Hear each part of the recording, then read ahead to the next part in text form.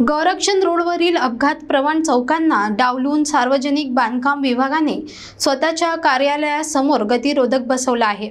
मनसेचे जिल्हाध्यक्ष पंकज साबळेंनी यावर तीव्र नाराजी व्यक्त करत तो काढून टाकण्याचा इशारा दिला आहे। अकोल्याच्या गोरक्षण रोडवर अपघातांची मालिका थांबायचं नावच घेत नाही। इन्कम टॅक्स चौक, जनता बँक चौक, आदर्श कॉलनी, हिंदू ज्ञानपीठच्या मागील परिसरात दररोज लहान मोठे अपघात घडत असतात। त्या ठिकाणी सुरक्षा उपाययोजना करायला प्रशासनाला वेळ नाही। अनेक वेळा स्थानिकांनी, सामाजिक कार्यकर्त्यांनी आणि स्थानिक प्रतिनिधींनी गतिरोधक बसविण्याची मागणी केली, पण ती दुर्लक्षित करण्यात आली। मात्र आश्चर्य म्हणजे सार्वजनिक बांधकाम विभागाच्या गोरक्षण रोडवरील बांधकाम भवन कार्यालयासमोर मात्र मागणी नसताना गतिरोधक बसविण्यात आला।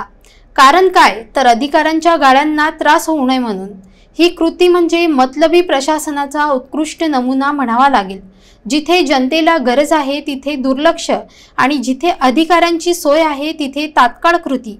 या प्रकारावर महाराष्ट्र नवनिर्माण सेनेचे जिल्हाध्यक्ष आणि माजी नगरसेवक पंकज साबळे यांनी तीव्र नाराजी व्यक्त केली आहे।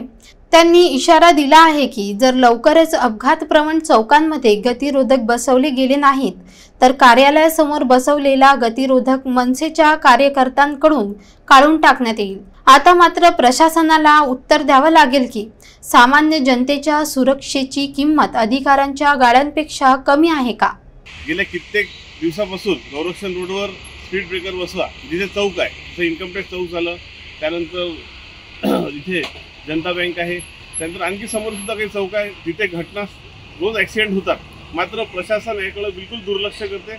आपण पाहिलं असणार तर फक्त यांच्या गाड्या इथून निघतात आणि यांच्या जीवाचा धोका आहे। एवढे मतलबी हे डिपार्टमेंट आहे, त्यासाठी इथे चौक नसताना सुद्धा तुम्ही पाहू शकता तिथे त्यांनी इथे आता हे ब्रेकर टाकलं।